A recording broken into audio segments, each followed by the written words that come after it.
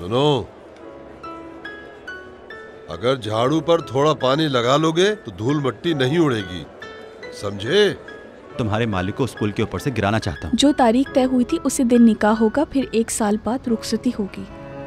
क्या मतलब तुम्हारा? मतलब तुम यहाँ अपनी अम्मी के साथ रहोगे और मैं वहाँ? हाँ बिल्कुल। क्या ऐसा हो सकता है? क्यों नहीं हो सकता? मतलब तुम्हें ऐसे लगता है कि मुझे तुम्हारे सहारे की जरूरत है? सहारे की जरूरत नहीं, लेकिन ये नहीं हो सकता कि आप यहाँ अकेली रहे। मोहम्मद तो चला गया और मैं अच्छा, भी उसे जाना था, वो वो चला गया। जो होना था वही हुआ है। बच्चों को एक दिन जाना ही होता है। माँ बाप के घर पे बच्चों को हमेशा नहीं रहना होता। अब सब कुछ छोड़ के जाने का फैसला क्यों कर रही हैं? क्योंकि अगर मैं नहीं जाऊंगी तो मेरा सारा घर सुनसान हो जाएगा शौकत बाजी। मेरा बेटा तेहरान चला गया है। वो यही चाहता है कि दुनिया को कुछ बन के दिखाऊं। उसकी उम्र कम है लेकिन जवान हो गया है। मुझे उसके साथ होना चाहिए, उसकी मदद करनी चाहिए। लेकिन वो मेरे साथ रहना चाहती है ताकि मैं अकेली ना रहूं। इस तरह उसका मुस्तकबिल खत्म हो जाएगा। इस तरह इतने चाहने वाले शौहर को वो खो देगी। बस फिर 2 हिस्से अपने पास रखना चाहती। मैं चाहती हूँ कि ये 2 हिस्से उन बच्चों के नाम पर हो जाएं। आप भी कोशिश करें कि शौकत बाजी और उनके शौहर उन बच्चों की जिम्मेदारी हासिल कर सकें। सना बाजी, मेरे वालिद को भी नहीं पहचानती। पुराने उसूल पसंद और समझदार हैं।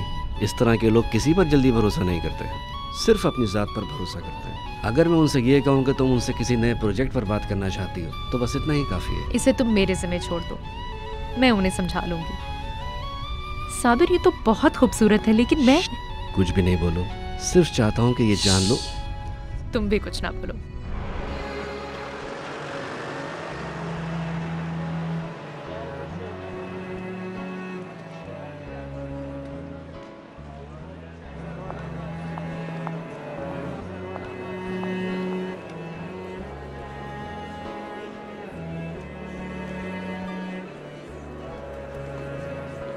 सर सर सर सर माफी चाहता हूँ सर, मैं बहुत क्या हो गया है तुम्हें? क्या कोई जिन तुम्हारे पीछे लग गया है जो इस तरह भागते हुए आए हो यहाँ? क्या हुआ है? वो असल में बाहर साबिर साहब आए हैं। अच्छा, अगर साबिर यहाँ आ रहा है तो क्या मसला है? क्या कोई जिन देख लिया है या कोई तुम्हें पकड़ने आ रहा है या फिर कोई? आ जाइए, आ जाइए। अस्सलाम वालेकुम बाबा जान। आइए।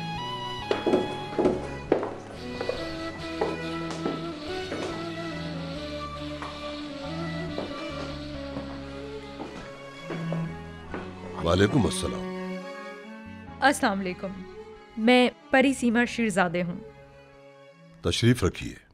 अब बाग का गरीब मालिक कितने महीनों तक सेब के दरख्तों को पानी देता है, खाद डालता है, खुरपाई करता है, देखभाल करता है, इंतजार में होता है अच्छा सिला मिले, फूल दे, फल दे, इसका फल अच्छा फले।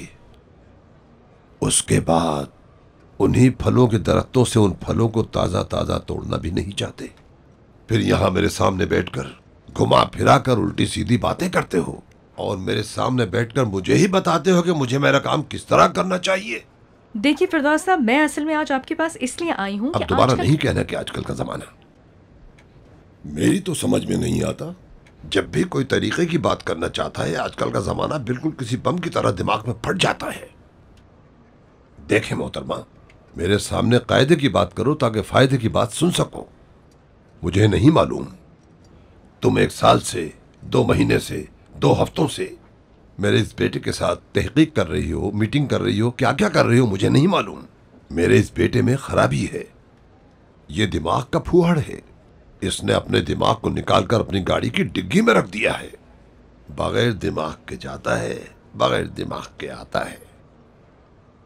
जैसे छुट्टी के दिन खाली टैक्सियां फिरती रहती हैं। मेरी समझ में ये नहीं आ रहा कि आखिर मेरी पेशकश में बुराई क्या है। क्या इसमें कोई बुराई है? हाँ, बुराई है, क्योंकि तुम फल कच्चा तोड़ना चाहती हो।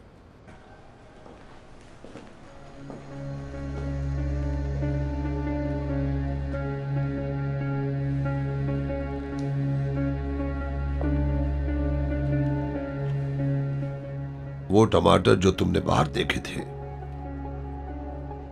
वो टमाटर हमें बाग वाले ने 10 रुपए किलो दिए थे। 10 रुपए डब्बे के और लोडिंग के, गोदाम के, बर्फ खाने के, ये सब मिलाकर कितने हो गए? तकरीबन 20 और हो जाएंगे। अच्छा, फिर 6 रुपए किलो के हिसाब से दोबारा माल उठाना, फिर से पैक करवाना, फिर से लोडिंग करवाना और कंपनी में लाने के बाद कितने हो जाएंगे? 26 रुपए तकरीबन। और तुम कह रही हो कि मैं 26 रुपए किलो पड़ने वाले टमाटर को कंपनी भेज दूं कि वहां उसका पेस्ट बनाया जाए, तो क्या उसमें मेरा फायदा है? और वो सब मेरे लिए पैसा बन जाएगा। एक एक टमाटर से मैं पैसा कमाऊंगा। बस अगर आपका ये सब हिसाब ठीक हो जाएगा तो सारी दुनिया के लोग ये काम कर रहे हैं वो सब। हमारी बुराई ये है कि आग से सिर्फ धुआं उठता हुआ देखते हैं। वो लोग कंपनी को बाग के करीब बनाते हैं, पैकिंग करने के पैसे नहीं देते हैं, बर्फ खाने के पैसे नहीं देते हैं, लोडिंग वगैरह के पैसे नहीं देते हैं। फल सीधे कंपनी में चले जाते हैं, एकदम ताजा खराब नहीं। लोगों की आह और हाय उसके साथ नहीं है, समझी? मतलब आपने हमारा प्रोजेक्ट रिजेक्ट किया? तुम्हारा प्रोजेक्ट तो पहले ही से रिजेक्ट था। जब इस कमरे में दाखिल हुई थी तो प्रोजेक्ट रिजेक्ट हो ही चुका था। देखो, तुम कहीं पर भी जाओ, ये जानना जरूरी है कहां जा रही हो तुम, क्यों जा रही हो, किसके पास जा रही हो, फिर तुम्हें समझ में आएगा कि किस तरह जाना है। अगर कोई भी आकर तुमसे 2-4 बातें करेगा तो फिर तुम उसको एक ही जवाब दोगी। ये आजकल का जमाना नहीं है। सुनो, ये मेरा मशवरा है।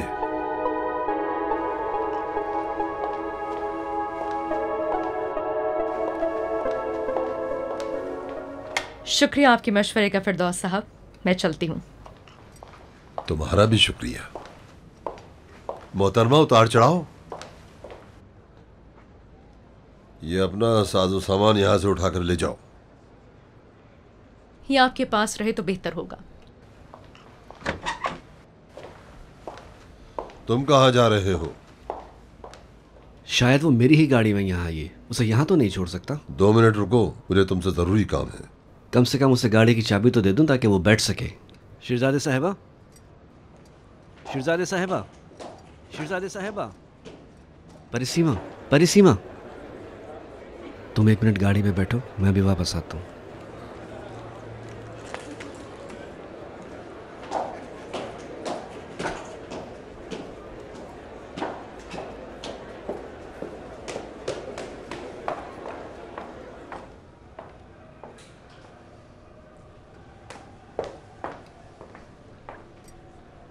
जी बोले बाबा जान, क्या काम है आपका मुझसे? मुझे तुमसे यह काम था कि तुम थोड़ी देर के लिए यहीं रुक जाओ। सिर्फ इसलिए रोक रहा था कि तुम आजूज माजूज की तरह जाते हुए पूरी मार्केट को नजर ना आओ।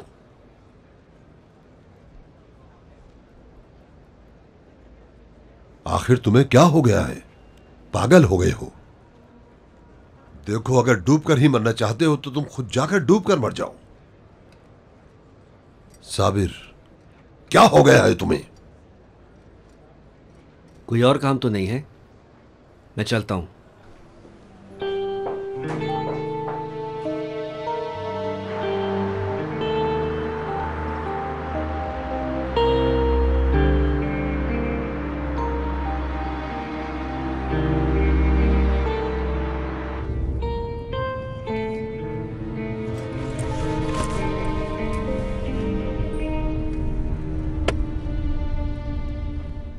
ये क्या है? इसे तुम रखो। लेकिन किस लिए? मुझे अब इसकी जरूरत नहीं। लेकिन क्यों? इस बात का इससे क्या ताल्लुक है? बहुत गहरा ताल्लुक है। जिस शख्स को मैंने आज देखा है और जो तुम्हारा और तुम्हारे वालिद का ताल्लुक है, कोई भरोसा नहीं है कि कल यही शख्स मेरे घर आएगा और कहेगा कि मेरे बेटे ने तुम्हें जो अंगूठी दी है वो वापस करो। ये कैसी बातें कर रही हो परिसीमा? ये हकीकत है, मैं तुम्हें हकीकत ही बता रही हूँ। साबिर, तुम अपने वालिद के बगैर एक कदम भी नहीं उठा सकते। मेरी सारी जिंदगी में इतनी बेइज्जती नहीं हुई। तुम्हारे वालिद के जो दिल में आया उन्होंने मुझे कह दिया। वो मेरी बेइज्जती किए चले जा रहे थे और तुम वहां बैठे तमाशा देख रहे थे कि मेरी बेइज्जती किस तरह हो रही है। तुम ये बात क्यों नहीं मान लेते हो साबिर? तुम्हारी तो कोई हैसियत ही नहीं है। सब कुछ वही है। सब कुछ उनके हाथ में है, सब मालो दौलत भी उन्हीं का है। तुम तो अपने वालिद की इजाजत के बगैर सांस तक नहीं ले सकते हो। जितना अच्छा मैं सोच रही थी अब वो सब खत्म हो चुका है। मैं बहुत खुश थी। मैं और तुम अब बिल्कुल साथ नहीं रह सकते। ना हमारा कोई एग्रीमेंट है और ना ही हमारा अब कोई ताल्लुक है। ये बातें मत करो परिसीमा। अब कुछ मत बोलो, सब कुछ खत्म हो चुका है। बस अब एक एहसान करो, मुझे घर छोड़ दो और फिर तुम्हें खुदा हाफिज है। और मेहरबानी करना कि बाद में ना मुझे SMS करना, ना मुझे फोन करना और ना ही मुझसे मिलने की कोशिश करना। ठीक है, जो तुम्हारी मर्जी।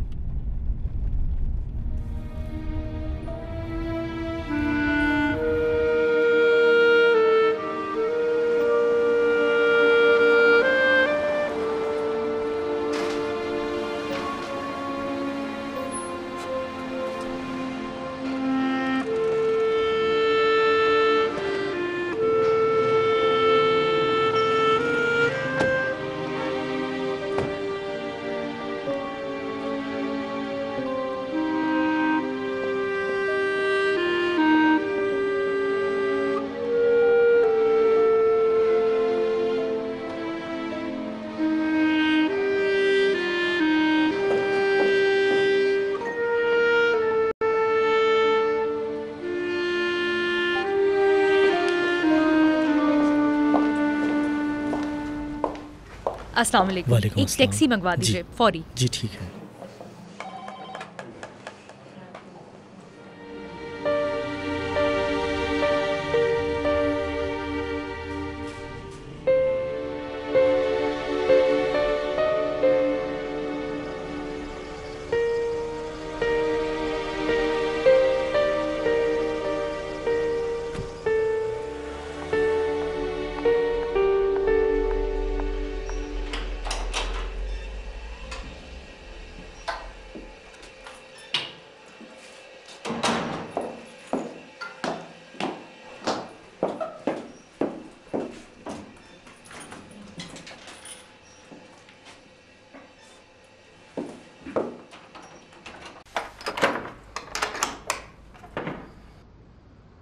अस्सलाम वालेकुम।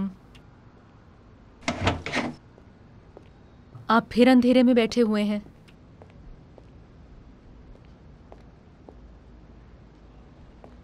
कितनी सिगरेट्स पीते हैं आप? अब तुम क्या करना चाहती हो?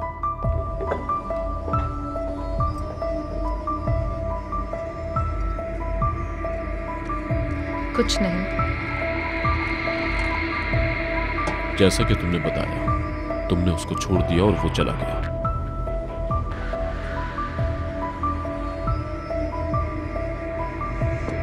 वो बेचारा कहीं भी नहीं जाएगा। मुझे लगता है तुमने उसको कुछ ज्यादा ही सुना दिया। मेरे ख्याल से तुम्हें ऐसा नहीं करना चाहिए था।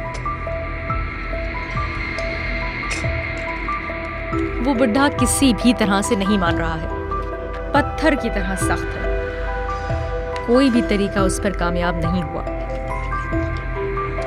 और फिर उसका दिमाग बहुत ही तेज है, बहुत ज्यादा चालाक है। अब सिर्फ साबिर ही बचा है। अगर हमें कुछ करना है तो सिर्फ साबिर ही के जरिए हो सकता है। मैं इस काम को अधूरा नहीं छोड़ना चाहता। नहीं चाहता कि वो लड़का तुमसे इतना दूर हो जाए कि फिर तुम उसको वापस लाने पर मजबूर हो जाओ। वो नहीं जाएगा। वो कहीं भी नहीं जाएगा।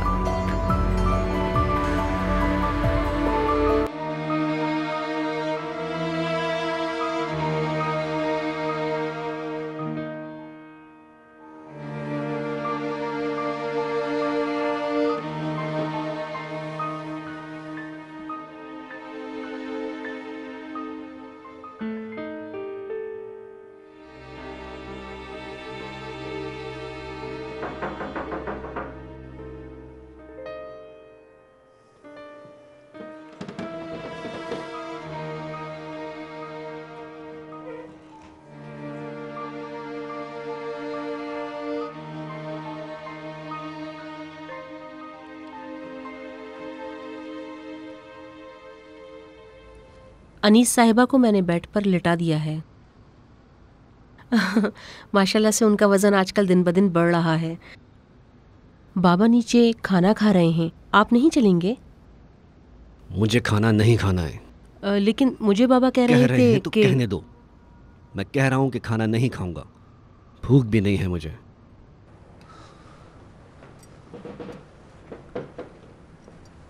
हो सके तो तुम भी कभी इंसानों वाले कपड़े पहन लिया करो।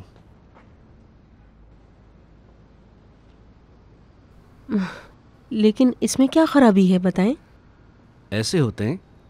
क्या बात है, इस घर में क्या मासी और खाना पकाने वाले नहीं हैं? किस लिए हमेशा तुमसे सब्जी और गोश्त की बदबू आती है? कब समझोगे तुम कि इस घर की बहू हो तुम, ना कि कोई नौकरानी? माफ करिएगा। माफी माफी माफी। 20 साल से मैं तुम्हारे यही अल्फाज सुनता आ रहा हूँ। 20 साल पहले जैसी थी आज भी वैसी हो तुम। गलती तुम्हारी नहीं है, सब हशमत फिरदौस की है, जिसने तुम जैसी को मेरे लिए पसंद किया था। तुम सुधरने वाली नहीं हो, बिल्कुल नहीं हो। तुम्हारी फितरत यही है, तुम्हारी आदत यही है। तुम कभी मालिकन बन ही नहीं सकती। क्या फायदा इन सब बातों का? क्या अब तक कोई फायदा हुआ है? अच्छा साबिर साहब, आप मेरी वजह से बिल्कुल भी परेशान ना हुआ करें। नीचे बाबा और बच्चे खाना खा रहे हैं।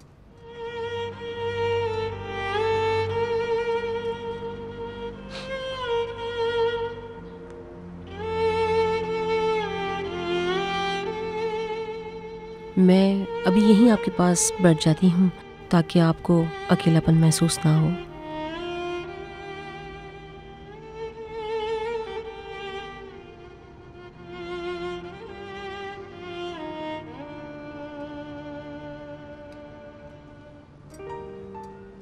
मैं अनीस के कमरे में जा रहा हूँ, तुम जाओ नीचे चली जाओ।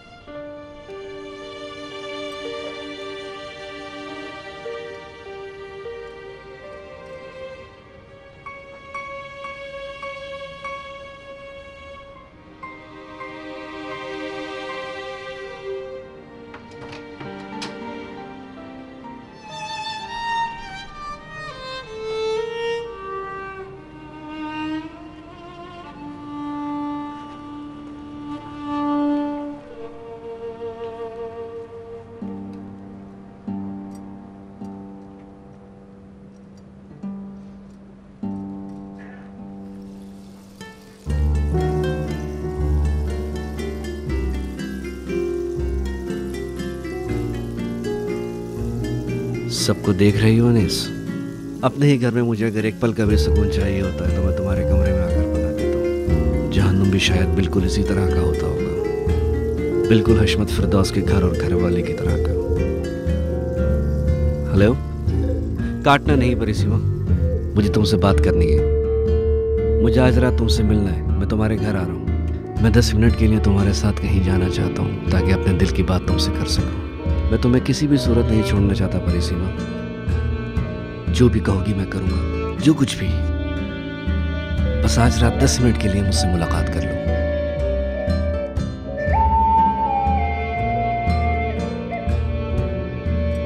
शुक्रिया, तुम्हारा बहुत शुक्रिया। मैं बस अभी निकल रहा हूं।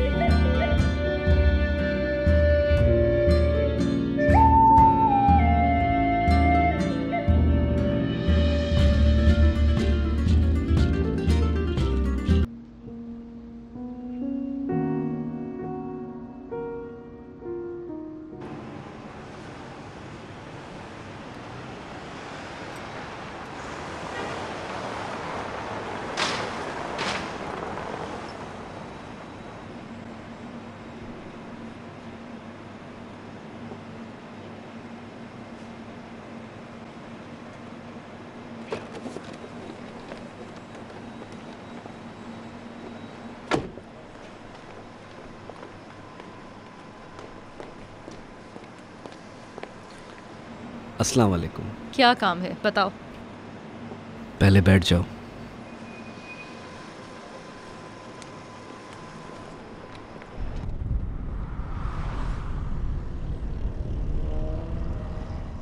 देखो साबिर, हमने आपस में बात करके देख लिया तुमने है। अपनी बात की है, मैंने नहीं। हाँ ठीक है, मैंने अपनी बात कर ली है और मैं उसी पर कायम हूँ। देखो हम दोनों के रास्ते अब अलग अलग हैं। मेरे ख्यालात इस बारे में बिल्कुल अलग थे। अब सोच रही हूँ गलती हो गई है, माफ़ कर देना। माफ़ी चाहती हूँ। अब इससे ज़्यादा हम साथ नहीं चल सकते। इतनी आसानी से?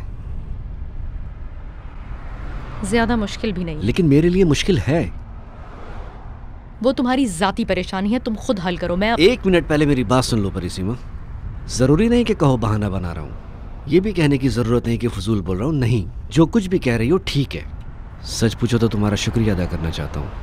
कम से कम 30 साल बाद तुमने मेरी आंखें खोल दी हैं। तुम ठीक कह रही हो, मेरा अपने वालिद की जायदाद पर कोई हक तो है ही नहीं। लेकिन ये 30 साल मुझ पर सदिया बनकर गुजरे हैं। 30 साल, तुम्हें यकीन नहीं आएगा, लेकिन मैं अभी क्या हूं? कुछ भी नहीं। और फिरदौस साहब के लिए मैं सिर्फ एक काम करने वाला नौकर बन के रह गया हूं। इसी वजह से तुम्हारा शुक्रिया अदा कर रहा हूं। तुमने मेरी आंखें खोल दी हैं। मेरा मकाम वो नहीं जो अभी मेरे पास है। अच्छा तो ठीक है, अब यही मकाम है। तुम कुछ भी नहीं कर सकते हो। तुम्हारे चीखने और चिल्लाने से अब कुछ भी नहीं हो सकता साबिर। आखिर अब तुम क्या करना चाहते हो? मैं बस अपना हक चाहता हूँ। मैं अपना वो सब माल जो मेरे वालिद ने गस्ब करके रखा हुआ है वापस लेना चाहता हूँ। चाहता हूँ 30 साल की नौकरी की कीमत वसूल कर लूँ। लेकिन तुम करना क्या चाहते हो? मुझे बताओ, जो तुम बता रही थी कि वकालतनामा और सर्टिफिकेट बनाता है, अभी वो शख्स मौजूद है? हाँ मौजूद है।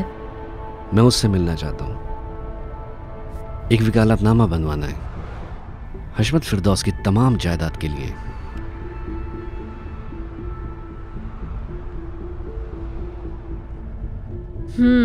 उनकी तमाम जायदाद के लिए?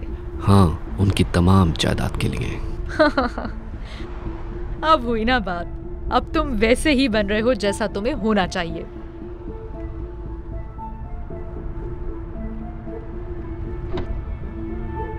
बस फिर पहन लो इसे।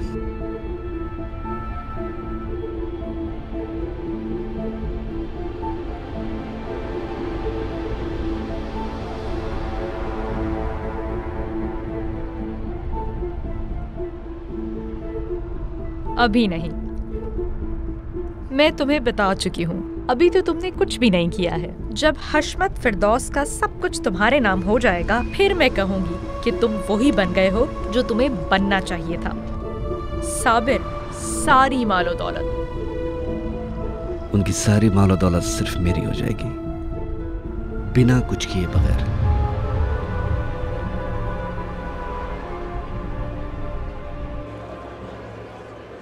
जाओ, जाकर कार लेकर आओ, जब तक मैं ऊपर से आता हूँ। जी ठीक है जनाब। हाँ, फिर? कुछ नहीं फिरदौस साहब, उसने मुझे काम से निकाल दिया बस। देखो ज़बी, शमशाही साहब बिल्कुल ऐसे नहीं है कि बिला वजह अपने कारीगरों को काम से निकाल दें। जरूर तुमने कुछ किया होगा, कुछ कहा होगा, कोई तो बात है, वरना शमशाही साहब बिला वजह अपने कारीगर को क्यों निकालेंगे? फिरदौस साहब, मैं सिर्फ आपके पास उम्मीद लेकर आया हूँ। तुम अभी तक यहाँ क्यों खड़े हो? सर, मैं तो पैसे लेने के लिए आया था। सुनो, पैसे बच्चे की पैदाइश के लिए चाहिए, ना कि किसी शादी के लिए चाहिए, समझे? ठीक है सर, आप फिक्र नहीं करें। फिरदौस साहब वो गलत सोच रहा है, कह रहा है कि उनके पैसे गुम हो गए हैं। अब आप ही मुझे बताएं कि इसमें मेरा क्या कसूर है। और बाकी 4 अफराद मार्केट में मौजूद थे, अगर उन्होंने मुझे मार्केट से निकाल दिया तो मैं बर्बाद हो जाऊंगा। आप उनसे सिफारिश कर दें फिरदौस साहब, वो आपकी बात बहुत मानते हैं। फिरदौस साहब, मेरा ख्याल कीजिए।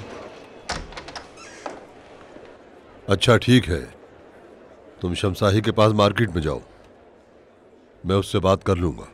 फिरदौस साहब वो घर जा चुके हैं, मैं आपको उनका फोन नंबर देता हूँ, आप उनसे बात कर लें। सुनो, और ये बातें टेलीफोन पर नहीं होती। तुम अभी जाओ, हफ्ते के दिन आना, मैं तुम्हारे साथ मार्केट जाकर उनसे बात कर लूंगा। हफ्ते में तो अभी बहुत टाइम है फिरदौस साहब। क्या मैं आ सकता हूँ सर? हाँ बोलो, क्या है?